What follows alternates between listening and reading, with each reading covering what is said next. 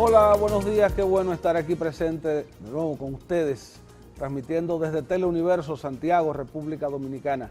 Yo soy Tony Rodríguez y estoy dando inicio a la versión el cafecito de la revista. Hoy extrañando nueva vez el aroma y el sabor inconfundible del café Santo Domingo. La chica del café está atravesando por una situación de salud. Pronto la tendremos de vuelta con nosotros. Y hoy voy a conversar con un dominicano residente en el exterior, destacado como intelectual, es un profesional de la arquitectura, pero es un representante intelectual de la diáspora dominicana que nos sirve de ejemplo de qué estamos haciendo los que han decidido vivir fuera de aquí y no olvidarse de sus orígenes. Rodolfo Pou, autor del libro Diáspora y Desarrollo, está con nosotros. Buenos días, gracias por la invitación, Tony, muy amable. En esencia, usted es arquitecto. Sí, señor. Vive en Estados Unidos y ejerce la profesión. Sí, señor. ¿Y qué le inquieta escribir un libro? Sabes que en ese proceso del dominicano rescatar su identidad, me di cuenta que los voceros o los portavoces de lo que era el dominicano en el exterior carecían de una nueva visión con un lenguaje más fluido, un lenguaje con influencia de sus experiencias, visto el intercambio que tiene el dominicano en el exterior con otras naciones y otras realidades. Y lo que nos estábamos convirtiendo más bien era en caja de resonancia de lo que sucede en el país, en vez de convertirnos en el patrimonio de reserva de la nación dominicana. Hay un afán por destacar lo negativo. Sí, señor, insiste en eso. ¿Y cuál es su visión entonces? El dominicano en el exterior tiene un rol que jugar dentro del desarrollo de la nación dominicana, dentro de su estructura social, su estructura económica, incluso su estructura política.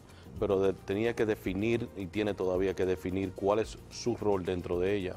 Entender que la remesa no lo define, ni mucho menos tres fascinerosos que cometan un crimen en Nueva York o en cualquiera de sus ciudades. El dominicano en el exterior, desde hace tiempo, la República Dominicana ha estado exportando, si se quiere, profesionales capacitados. Hace tiempo que nosotros dejamos de exportar personas en necesidad con herramientas básicas, bajo pago laboral. Nosotros somos muchos gerentes, muchos chefs, muchos arquitectos, puedo decir también doctores sobre todo. Sin el dominicano ya no es visto como lo era en los años 80. Sin embargo, la apatía por la cual se le caracteriza por no participar o agruparse, tiene que ver mucho por la influencia que tienen los partidos políticos y las otras instituciones locales de aquí, que lo que hacen simplemente es generar ruido, no facilitan el desarrollo de las comunidades dominicanas. Hacer este libro supuso una investigación histórica, contacto con la diáspora dominicana. Sí, tú sabes que originalmente el libro, la inquietud surge de unas conversaciones que comienzo a tener con dominicanos que no están en la luz. Es muy fácil yo sentarme con un periodista de renombre o con un artista o con un empresario exitoso, pero yo decidí comenzar a conversar con los dominicanos que no están en la luz, con la peluquera, con el maletero, con el mecánico, con el gomero, el que tiene un negocito de verduras o un negocito de fruta, uno que tiene que taxea, que es un taxi, ¿verdad? Y en esa realidad fue que entendí que ellos no tenían representación ni voz, y en ese proceso dije, déjame ver las cosas a través del lente de un dominicano en el exterior. Y entonces vemos temas tan complejos como la paradiplomacia, vemos temas tan complejos como la dualidad que existe sobre la frontera dominico-haitiana, los dominicanos en el exterior con los dominicanos acá. Entendimos también cómo los inmigrantes es el capital de los países desarrollados. 40% de las 500 más importantes empresas de Estados Unidos, todas son encabezadas o fueron creadas por inmigrantes de primera o segunda generación. El dominicano, en fin, va a trabajar a los Estados Unidos, no va a mendigar, ni está huyendo de persecución política o de persecución criminal ni delictiva. Sí, es un ente que sabe muy bien lo que va a hacer, y de esas conversaciones también aprendí que el dominicano al final quiere regresar.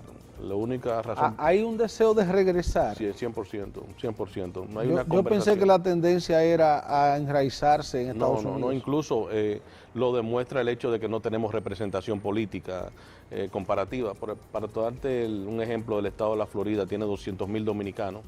De esos 200.000 dominicanos, 60% de ellos no nacieron en República Dominicana y se llaman dominicanos.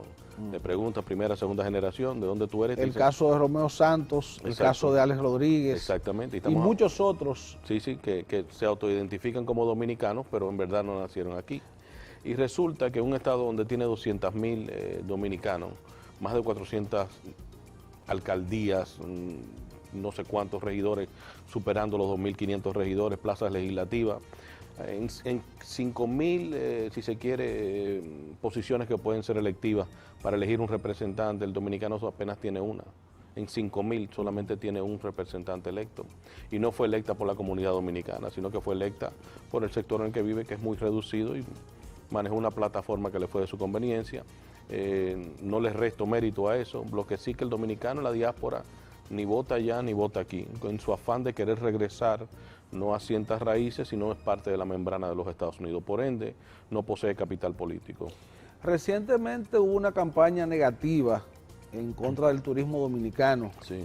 Y eso ha tenido efectos económicos en el país. Sí. Ha afectado el empleo, ha afectado la productividad económica. Nos está afectando. Sí. ¿Cómo se ve el tema desde allá? Exactamente como lo vieron ustedes aquí. El asunto de no ver reacción. Nosotros, como dije hace un momentico, como paradiplomáticos en el mundo en el que vivimos hoy de la tecnología y de las plataformas sociales, cualquiera de nosotros nos convertimos con nuestras acciones o nuestras palabras en embajadores de nuestro país de origen.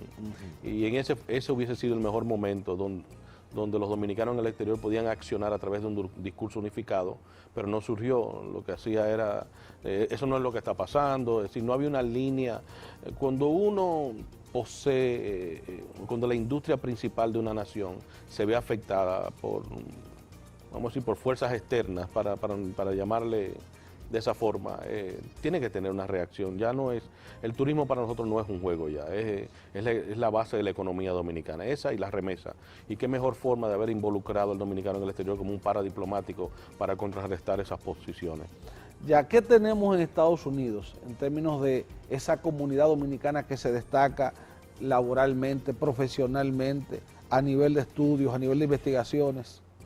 Te decía que el dominicano en el exterior ya sobrepasa la segunda generación, incluso ya se encamina hasta al final de la tercera, pasando una cuarta. Toda diáspora pasa por un proceso de evolución y no pasa de manera monolítica, es decir, que los del norte, los que fueron a Nueva York y a Boston y a Rhode Island, eso está más avanzado en lo que se refiere a la participación socioeconómica y política, a diferencia de los que viven en el sur, lo que es la Florida, Miami, Orlando, eso están apenas en la tercera década de pertenecer a esa membrana. La migración comenzó por Nueva York, fue la puerta de entrada. Sí, a pesar de que se registra de que los dominicanos llegaron primero a la Florida que los propios cubanos, que llegaron en el 59, pero la incidencia fue mínima, porque el dominicano no quema sus naves, el dominicano siempre piensa en regresar, y es algo que rescaté de esas conversaciones, que me di cuenta que no era una sola persona que me estaba diciendo lo mismo, es que eventualmente